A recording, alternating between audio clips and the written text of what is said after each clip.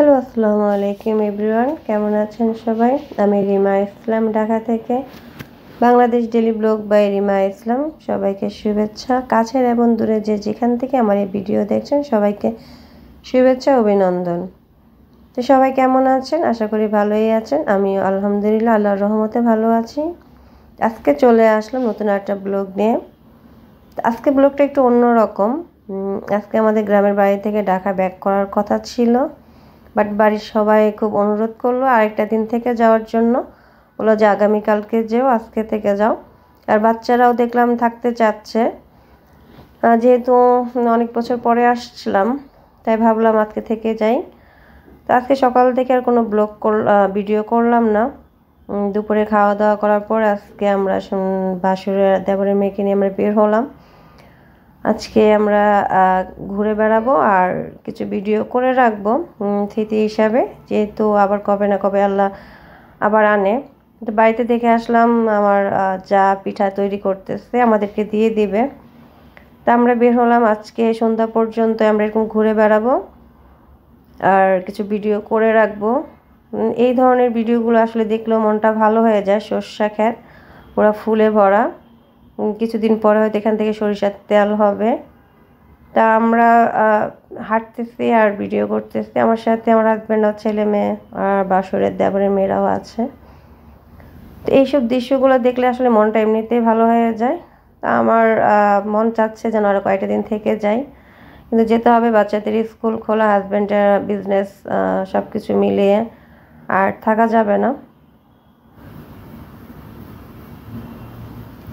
আমার জালেরা বললো যে আমাদের শহরের লাইফ নাকি অনেক ভালো, তাদের নাকি সারা দিন কাজ করতে হয়, ধান আসে, তারপরে বছরে 2বার ধান, তারপরে পাট, এরপরে এই যে সরিষা আসবে, তারপরে তিল, তিসি, গম, হাঁস মুরগি ছাগল তো আছেই, তারপরে সবজি করে।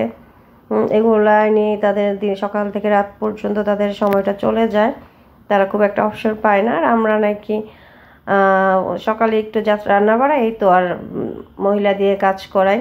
আমাদের লাইফটাই নাকি ভালো। হয়তোবা আমাদের কাজ ওরাদের মতো অত ভারী কাজ না, তারপর যারা আমরা অনেকে জব করে, অনেকে আর যাদের বাচ্চা আছে, স্কুল, সব কিছু মিলে আমাদেরও সময়টা ব্যস্তর মধ্যেই কেটে যায়। হয়তো ওদের মতো ধান চাল না থাকলেও সংসারে কাজ তো থাকেই। তারপরে যে আমরা হাঁটতেছি সামনের দিকে, দেখতেছি আর ভালো লাগতেছে। এইসব জায়গায় আসলে কথা না বলে চুপচাপ বসে থাকলেই মনটা বেশি ভালো হয়ে যায়। তারপরও কিছু তো বলার লাগেই, দেখানো লাগতেছে।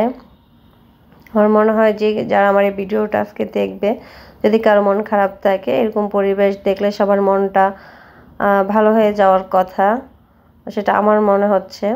এটা হচ্ছে মিষ্টি কুমড়া গাছ, এখানে মিষ্টি কুমড়া ফুল ধরছে। আমার হাজব্যান্ড আবার কিছু মিষ্টি কুমড়া ফুল নিল, সে এটাকে ভর্তা করবে, বড়া বানাবে, বড়াও খাবে, বাড়িতে নিয়ে হয়তো বলবে ওকে ইয়ে করে দেওয়ার জন্য, ভর্তা করে দেওয়ার জন্য। তারপরে যে ধান ক্ষেত, তারপর এখানে ধান ক্ষেতের পাশেই কি সুন্দর সবজি, মানে মিষ্টি কুমড়া গাছ, বেগুন গাছ, লাউ গাছ, এত সুন্দর মানে হয়েছে। আমরা ঢাকায়, আমি যেমন আমার টঙ্গীর ছাদে করছিলাম, বাট আমার হয়নি, কিছুদিন পর মরে গেছে গাছগুলো, কোনোটাই হয় না।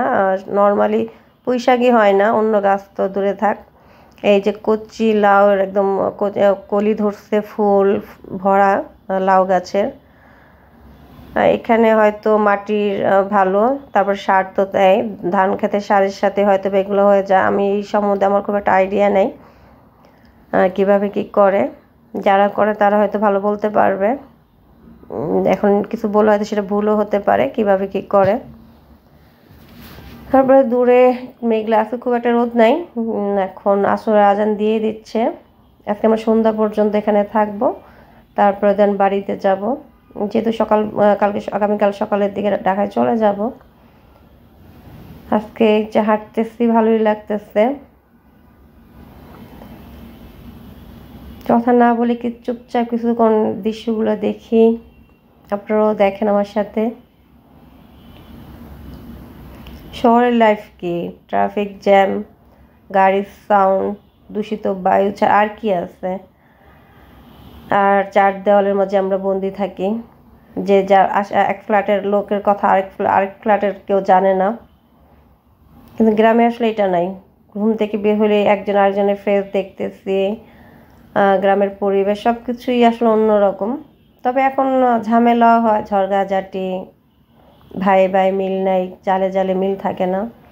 এই যে গাছ ভর্তি গোলাপ ফুল, আমার হাজব্যান্ডের একটা নিজ হাতে কাজী পেয়ারা গাছ লাগানো ছিল। আমি অনেক যতবার আগে আসলাম পেয়ারা নিয়ে যেতাম, বাট এবার এসে শুনি সেই পেয়ারা গাছ থেকে আমার দেবর কেটে ফেলছে, কি একটা ঝামেলা হয়েছিল বাড়িতেই লোকের। তো এখানে হচ্ছে মহিলাদের গোসলের এটা পুকুর ঘাট, গোসল করা, আর পাশে হচ্ছে মহিলাদের কাপড় চেঞ্জ করার জন্য রুম করা আছে। সিস্টেমটা ভালোই। হচ্ছে আমার দেবরের মেয়ের বাচ্চা ছেলে, কি সুন্দর ওরা মাটিতে বসেই খেলা করতেছে। আর আমরা তো বাচ্চাদেরকে খুব তোলা তোলা রাখি, গ্রামের বাচ্চারাই ভালো, সব মাটিতে গড়াগড়ি করে খেলা করে, খেলতেছে, চলতেছে, ইয়ে করতেছে, কোনো সমস্যা নেই। এই যে কি সুন্দর লাউ ধরছে। আর কথা বলতে পারতেছি না, হাঁপায়ে গেছি কথা বলতে বলতে। এখন একটু চুপচাপ আপনাদেরকে ভিডিওগুলো দেখাই, তারপরে আমরা চলে যাব বাড়ির দিকে।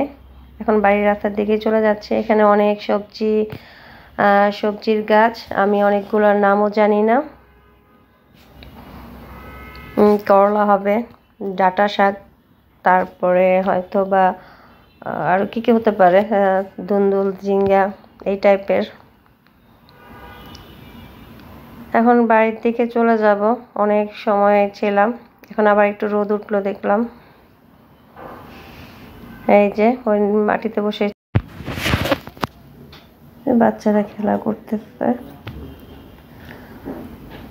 তারপরে আমরা এখন বাড়ির দিকে হাঁটতেছি, বাড়ির দিকে চলে যাব। একটু পর হয়তো মাগরিব আজান দিয়ে দিবে। তারপর বাড়িতে এসে দেখি সবাই মিলে পিঠা তৈরি করতেছে, অনেকে মিলেই করতেছে, অনেক পিঠা বানাবে।